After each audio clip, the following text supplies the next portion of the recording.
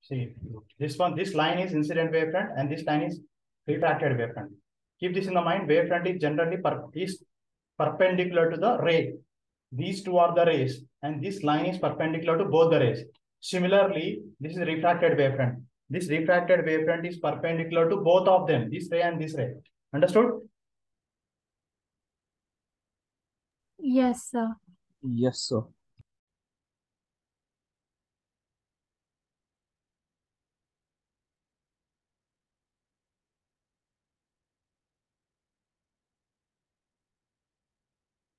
Refraction at a rarer medium. Now what happens? The light is traveling from this is medium 1 and this is medium 2.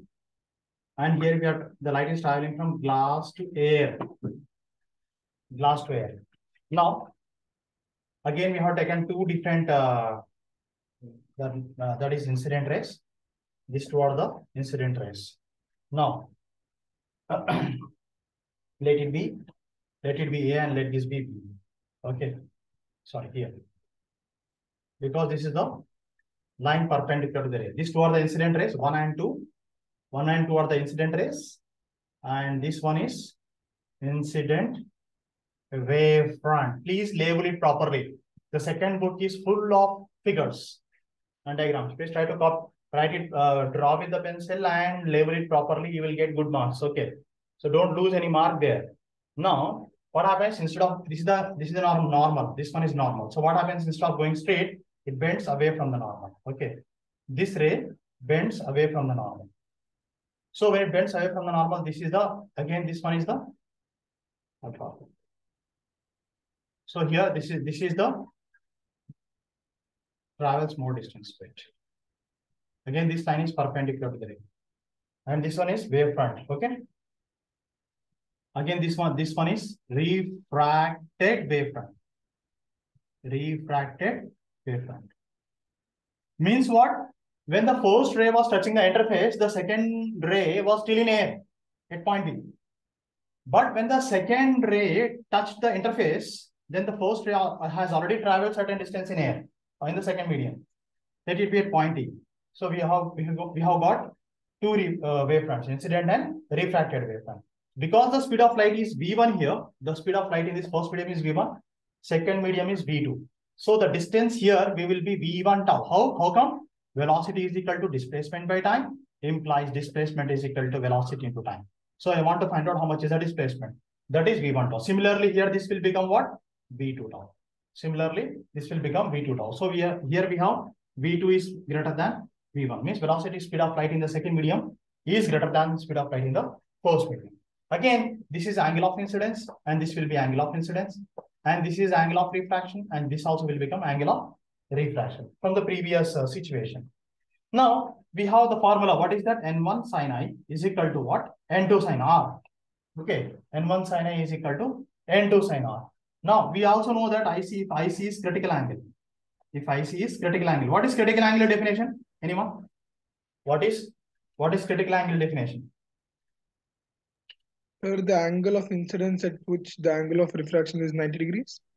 Yeah, the angle of incidence for which the angle of refraction is 90 degrees is known as critical angle. Okay. Or the angle of incidence for which the refracted ray grazes along the surface of two medium. That is also known as critical angle. Okay. That's also known as critical angle. So here we will write here the values. So N1 N1 is equal to N, N2 equal to 1. I equal to C and R is equal to 90 degrees. So what will happen now? I will get the equation. What is that equation I get? Here, N1 is equal to, I will get here the value as N is equal to 1 by sin C. If you substitute all the values, I will get N is equal to 1 by sin C. Now here, C is equal to what? Sin inverse of 1 by N. Okay. C is equal to sin inverse of 1 by N. Okay. Is that clear? So here, C is equal to sin inverse of 1 by N. Okay. So I is greater than, what will happen if I is greater than IC? If I is greater than IC, what will happen? If the angle of incidence is greater than critical angle, what will happen? If the angle of incidence is greater than critical angle, what will happen?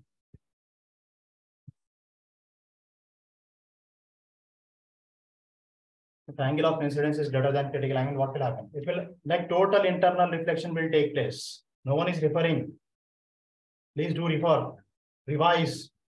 This is the peak time now. October is already gone. November and December, it is peak time. Okay. So I is greater than IC here. Once again, N1 sin I is equal to N2 sin R. IC is critical angle here. N1 is equal to N, N2 is equal to 1. I is equal to C, R is equal to 90 degrees. N is equal to 1 by sin C, and C is equal to sin inverse of 1 by N. So if I is greater than IC, what will happen? Total internal reflection will take place. Total internal reflection will take place. Can anyone give the examples of or applications of TIR? Anyone?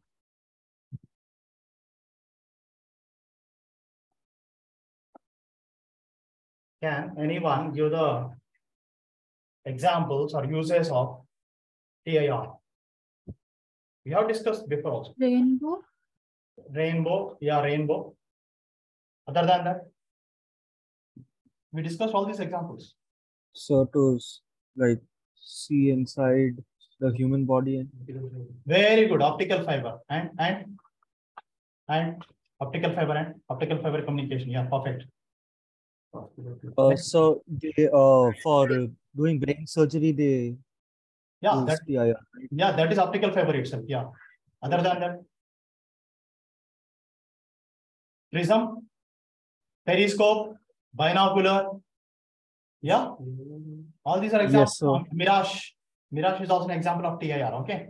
Now, I don't know what you people are doing, but please come out of the online world. Okay. Now, see here we have medium 1 and medium 2. Light is traveling from glass to air. The speed of light in V1, first medium is V1. Speed of light in the second medium is V2. Now, what will happen? These two are the incident rays, and this is incident wavefront. And this one is refracted ray, and this is refracted wavefront. Yeah, I is the angle of incidence, R is the angle of refraction. Velocity is equal to displacement by time, and displacement is equal to velocity into time. Here V2 is greater than V1. So we have the formula N1 sin A is equal to N2 sin R. And here, substitute if I is critical angle of incidence is critical angle, then what happens? The refracted ray grazes from the surface of two media. So N1 is equal to N, N2 is equal to 1, because this is glass and this is air. What is the condition for TIR? Two conditions for TIR. Anyone can say that? Two conditions for TIR. What are the two conditions for?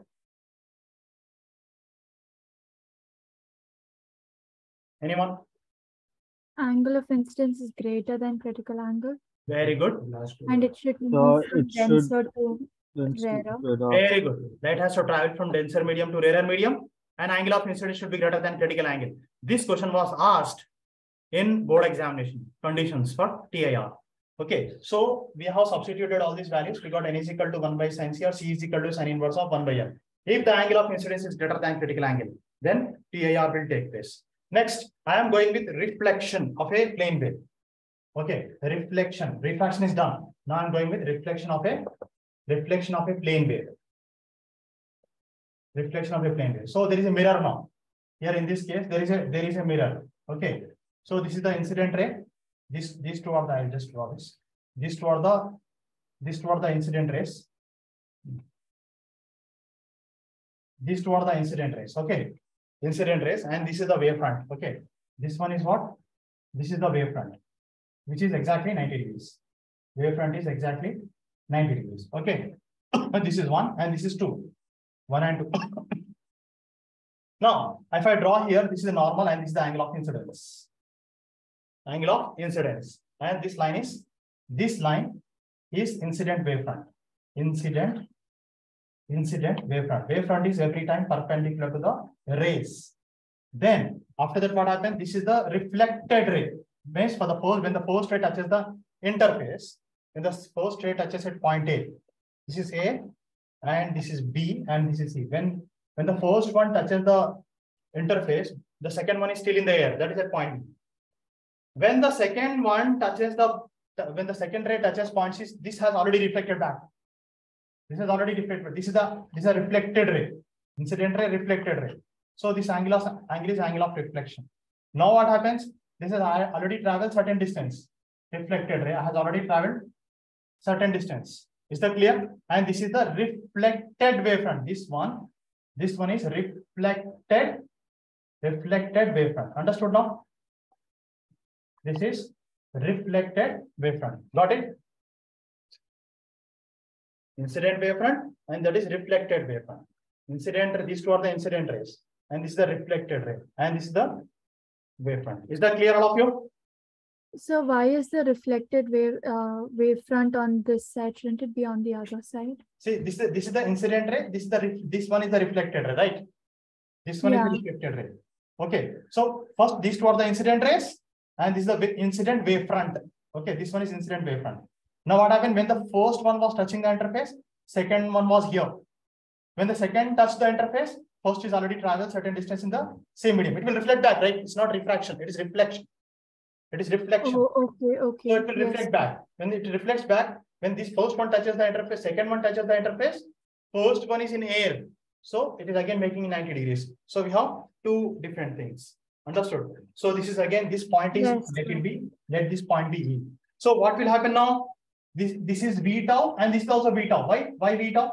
Both are same. Why so?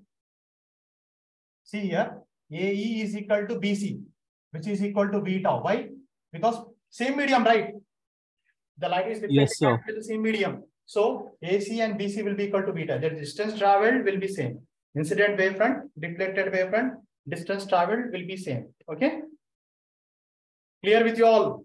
Yes, sir. Yeah. Yes, sir. Okay. Okay, next is, see, Doppler effect is deleted from the portion. What all is deleted from the portion? Doppler effect is deleted from the portion. Then diffraction, double slit is not there. Validity of ray optics is deleted. Resolution of telescope microscope is deleted. Polarization complete is deleted. So you can understand, hardly we are studying 50% of the portions, okay, of this lesson. So the problem is when the syllabus is reduced, the trickiness of the paper will increase. Keep that in the mind. Don't think that, okay, my syllabus is reduced, so therefore it's very simple. No, the trickiness of the question paper will increase. So that's what I'm saying. Don't be happy with the syllabus thing. Now, coherent, when the full syllabus is there, then the examiner will think, yeah, the students are studying so much, so we can prepare a little easy. Got it? Now, yes, sir. Coherent and incoherent addition of waves. So before going to coherent and incoherent addition, I would like to discuss about the constructive superposition and destructive superposition. Okay.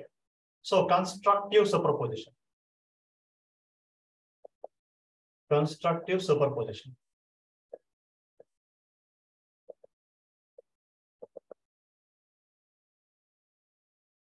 Constructive superposition is what? Like there are two waves. Okay. There are two waves. Now, this is Y1 and this is Y2. So what happened now? They gave a wave of maximum amplitude. So what is that? This is Y is equal to what? Y1 plus Y2. If the crest of one wave overlaps with the crest of the second wave, trough of the first wave overlaps with the trough of the second wave, then we get a wave of maximum amplitude. So that is known as constructive superposition. Similarly, we have destructive superposition. Destructive superposition.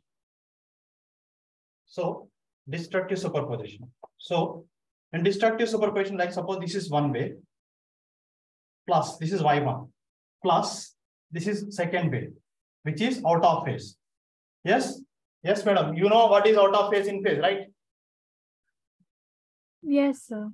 Yeah. Hope others do understand what is out of phase. Yeah. No, you can chat. Okay, no problem. Are you there? Yes, madam. Yeah, okay. So hope you know what is in phase and out of phase now. Yes? That's good.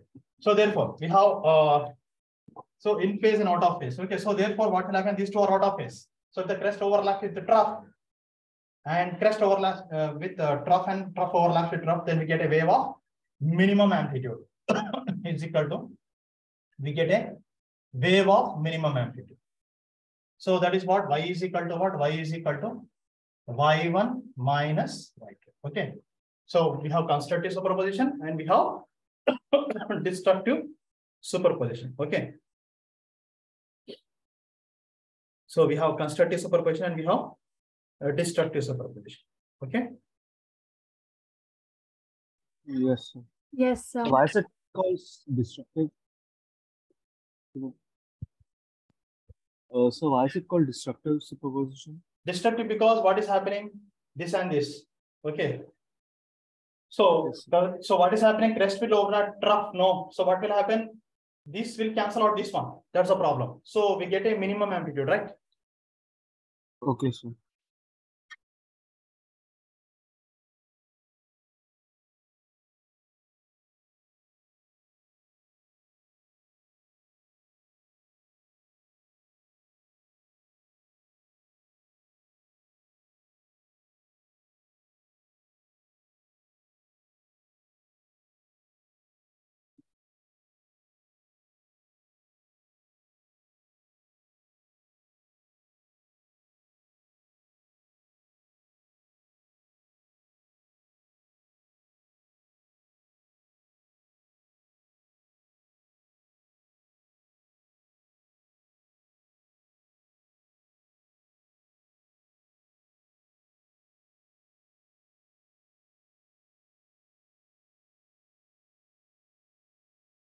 And keep this in the mind here. I is proportional to intensity. I is proportional to A square, means intensity is proportional to square of the amplitude. Intensity is proportional to square of the amplitude. Intensity is proportional to square of the amplitude. Okay.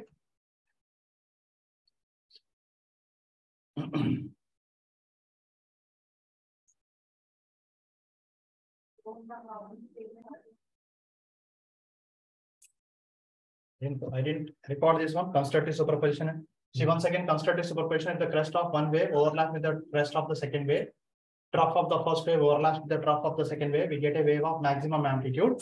That is y is equal to y1 plus y2. In destructive superposition, the crest of one wave overlaps with the trough of the second wave, then we get a wave of minimum amplitude. That is y is equal to y1 minus y2. So here we get a bright light. If you see on the screen, we get here bright fringe. Here we get a dark fringe. Okay, and keep this in the mind. Intensity is proportional to square of the amplitude. Intensity is proportional to, like I wrote here. This is a formula. Square of the amplitude square. Okay. Incoherent, coherent and incoherent addition of waves. Okay. Coherent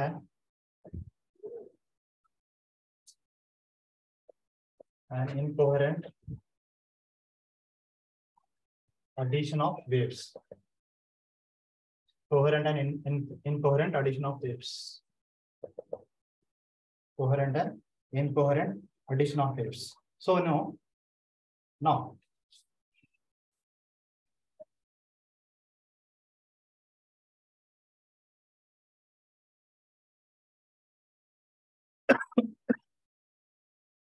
now suppose, what is coherent? First of all, we will discuss this. What is coherent? Coherent waves means what? Any idea? If two waves, okay, if the two waves are in phase, if the two waves are in phase or constant phase difference, such phenomena is known as coherent waves. Such phenomena is known as coherent waves. This is coherent waves. Such phenomena is known as coherent waves. Now, so it is not possible with two lamps. If you take two different lamps, two bulbs, maybe the value, everything is same. The voltage, the current, the power, everything is same. The switching on is time is also same. We cannot say it is coherent waves. Why?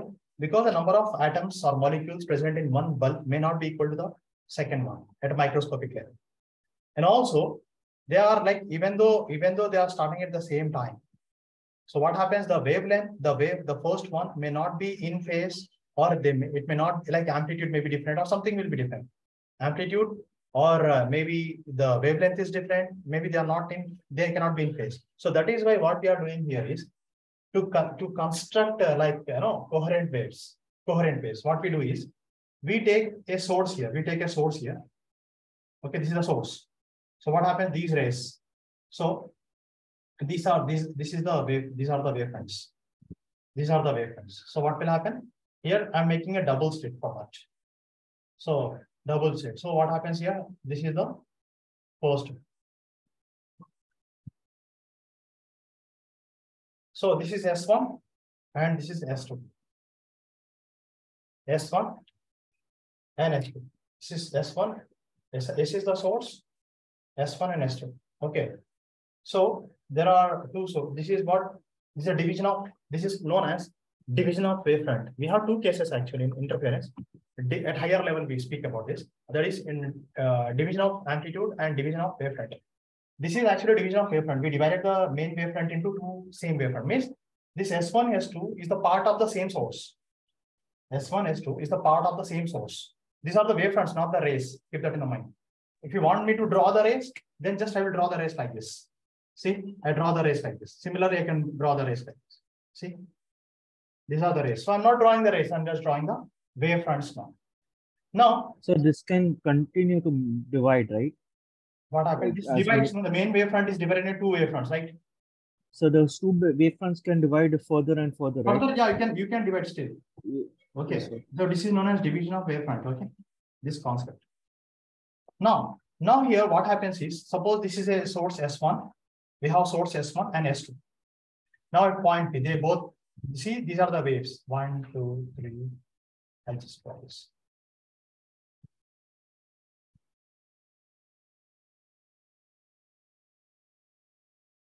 Let it be 1, 2, 3, 4, 5.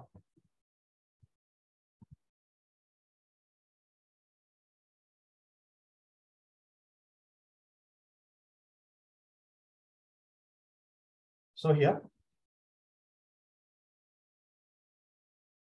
see here, 1, 2, 3, 4, 5. 1, 2, 3, 4, 5. Okay, so these two are the wavefronts. Okay, these two are two waves. Okay, S1P and S2P. Both are having the same number of wavelengths. So here we write S1P is equal to what? S2P. So why did I go more in detail for a phase difference? Because when we are discussing interference, we come across two different points. One is part difference, one is phase difference. And there is a relation also between the part difference and phase difference, which is very, very important. Now, S1P is equal to S2P. So the wave equation, go back to grade 11. What is the wave equation? They have given y of x comma t is equal to a sine kx plus omega t. Do you remember this one in grade 11? Online classes. A sine kx minus omega t. So yes, we have y1 is equal to a cos omega t. I can take cos or I can take sine. It's up to you. But the textbook person has gone with cos. I'm also going with cos. How will be the cos wave and sine wave? This is a sine wave. This basically is a sin x function. If you are asking me about a cos x function, it will be like this. This is cos x function. Okay. Is that clear? So we have sin x function, we have cos x function. So y1 is a cos omega t and y2 is also a cos omega t. Okay. Y2 is also a cos omega t. Now when we are adding both of them, y is equal to y1 plus y2. We are adding both of them. So what will happen? Y is equal to a cos omega t plus a cos omega t will become 2a cos omega t. That will become 2a cos omega t. What is intensity? Intensity is proportional to square of the amplitude. So intensity I will be equal to what? 2a whole square. So that will become what? 4a square. So a 4a square I'm writing as I naught, maximum amplitude. Okay, 4a square is, so we can write here 4i naught. 4i. I is equal to 4i0. I is equal to 4i0. Why i0? I0 is equal to what? A square. Is that clear? Once again from the beginning, coherent waves means if the two waves are in phase or constant phase difference, it is known as coherent waves. It is coherent waves are not possible with two different lamps. Keep that in the mind. From the same wave lamp or the bulb, we divide that wavefront into two parts using the double slit, S1, S2. Now S1, S2 are here, and the P is a point at the center. So the number of waves from here and here both are meeting. With the number of waves are also same. Wavelengths are same. S1P is equal to S2P. This is the wave equation. We wrote wave equation for the first one. A cos omega t. Second one also is A cos omega t. There is no phase difference. Both are in exactly meeting at the same phase. So y is equal to, they are in phase. Y is equal to y1 plus y2. Add both of them becomes 2A cos omega t. We already know that I is proportional to A square. I is equal to 2A whole square becomes 4A square. Or we can also write I is equal to 4I0, where I0 is equal to A square. Is that clear? Yes, sir.